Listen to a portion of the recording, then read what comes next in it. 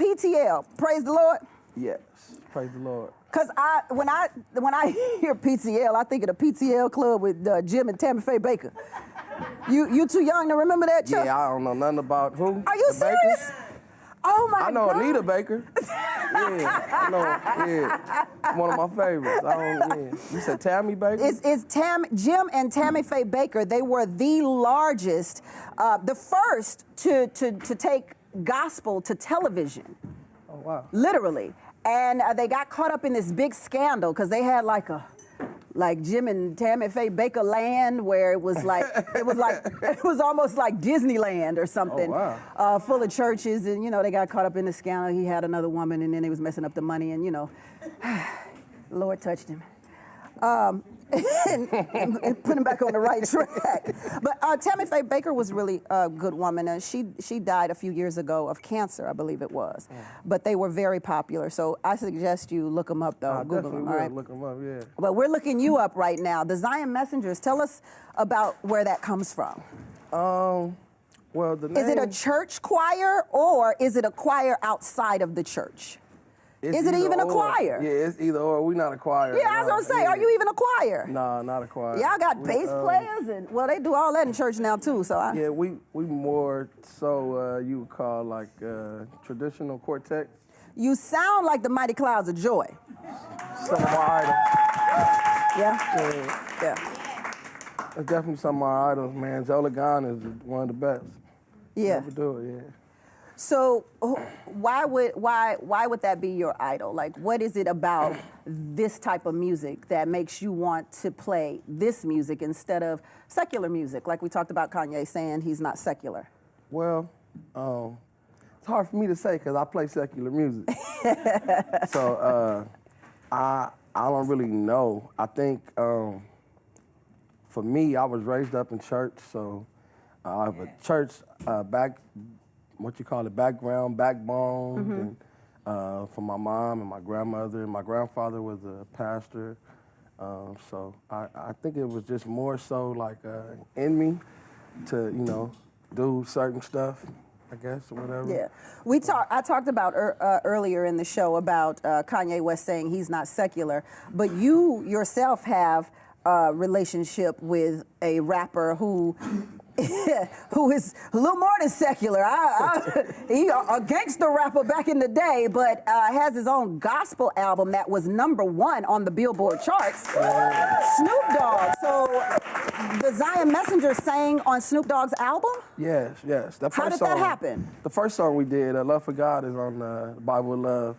Uncle Snoop is a good friend of mine, of our team, period, from our upbringing, from the music when I was probably like about 18, 19 years old. He just took a bunch of me and my friends in, and we started working with him, being in his band and touring with him and stuff. But you do realize, Uncle Chuck, that's not a common thing. Like you sitting here talking about it like, well, that's my boy, 18, playing for the band. That's not common. So I need to know. I mean, I know for you, you Snoop Dogg friend and everything. But I've never, ever met Snoop Dogg a day in my life. Yeah. Now, I do believe I know somebody who transported a little weed to him. But,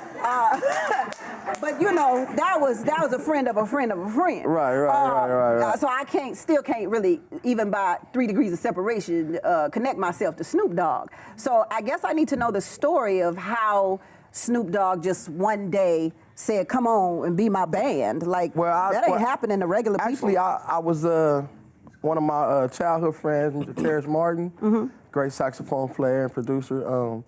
He called me to the studio. To whose studio? He called me to Snoop studio. Okay. But I didn't know I was going to Snoop studio. Okay. He just called me to come to the studio. So he like, yo, Uncle Chuck, come on through. Well, we talked like, bro, hey, bro, just can you pull up right quick? Okay. I'm like, all right, cool. He gave me the address. You pulled up? Yeah, I pulled up. And then when I got there... What were you driving when you pulled up? Oh, man. I was in my blue van. That's what I was in, actually. Blue van, yeah, okay. my auntie gave me this van. It was red. So I drove it for like 4 years red. And then, I got a little change. Watch your hair. You covering the mic for me. Oh, I'm sorry. Yeah, I got a little change. So then I painted it. Instead of buying a new car. Yeah, I was gonna say that's a wise decision. Yeah, instead of buying a new, trading the Auntie's red van in for something greater. You was like, Auntie van is loyal to me. I'm gonna switch colors on it. Well, it wasn't even that. I still needed that room. Oh, hold on, wait a minute. You don't tell me you didn't have nowhere to live? No, that wasn't it. No, okay. I just transfer our equipment and stuff like that. Okay, gotcha. Yeah. You said I needed that room. I'm like, wait a minute, the van got a whole different meaning now. Okay. So when I got there, I seen 2 big security guards in, and then they patted me down to go in. So this was like my first time ever going to a studio with a pat down. So when the security guards patted you down, what was in your thought? Man, I thought that Bill Clinton was in there or something. Oh, okay. You thought big. I like that. Yeah, I didn't know. I didn't actually know what it was. I ain't never been to this particular studio before. So then I get in, and it was just a whole bunch of guys in there in tears. Snoop wasn't even in the room yet. He was like in the back in another room. And was it real smoky in there? No, it wasn't even smoky at the time. So there was no Snoop Dogg clues. Well, I mean, yeah, if you snooping around, then you know.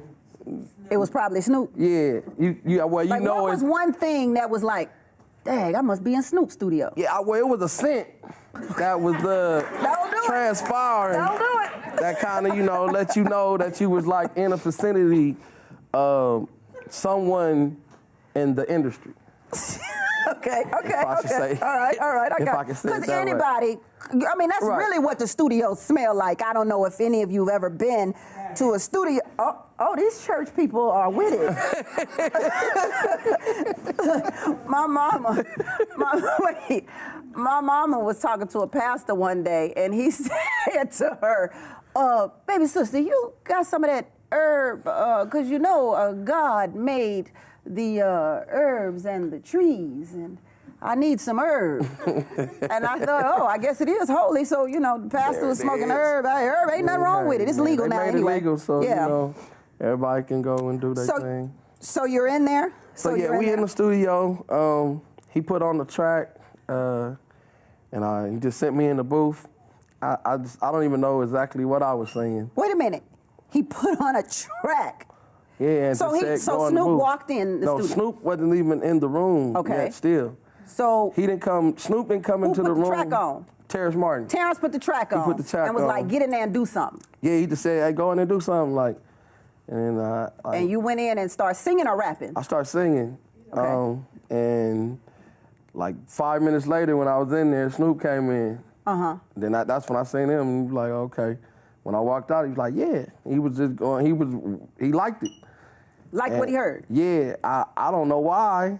Because you wasn't that good? What? Well, I mean, I'm not going to say that I wasn't that good, but listening to then and then listening to now, I wasn't. I'm not going to say I wasn't that good, but I wasn't. Right. Right.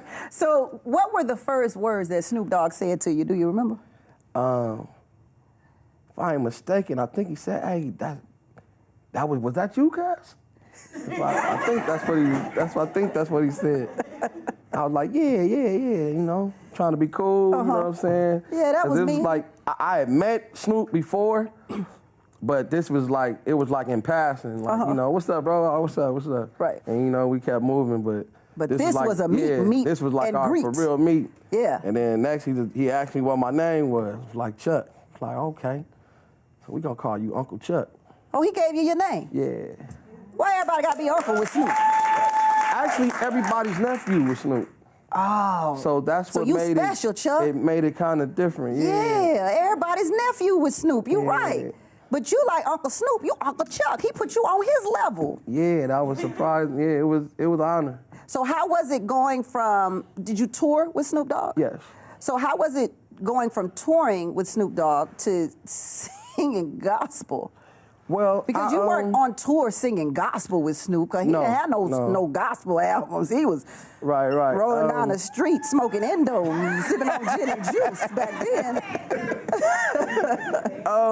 It was the touring with Snoop is great. It was, we have fun, love the music. We have a ball on stage. One when I heard about the gospel album, it was like something different. I didn't really believe it at first. I wouldn't either. Yeah, I was like, for real? Like, nah, man, somebody called me and asked me, did I have a song on there already?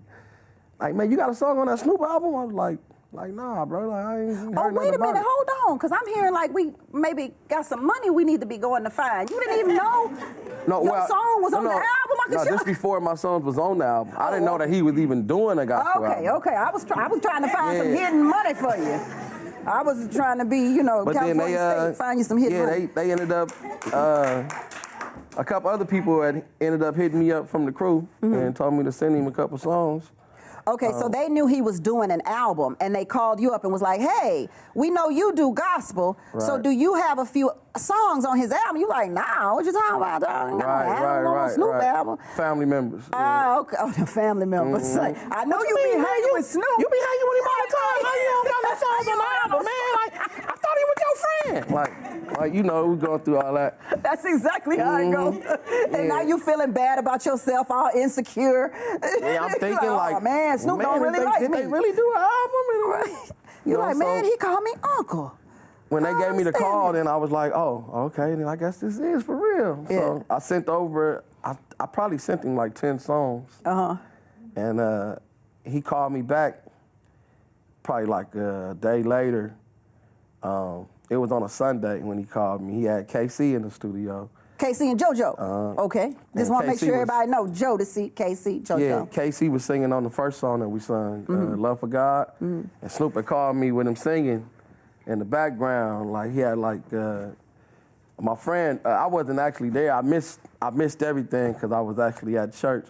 But when I got there, they were just telling me, like, they was just like, tears growing down everybody's face and stuff. Really? And they just was like really embracing the love for God at that time. Wow. So, I really well, yeah, because KC been through some things, you know what I'm saying? Yeah. So I can imagine that KC, once he and gospel is his roots. Right. And he's a Southern Charlotte, North Carolina boy, or South Carolina boy.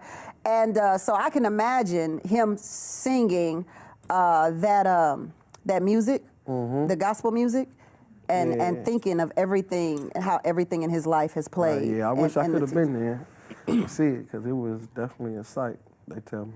They tell you.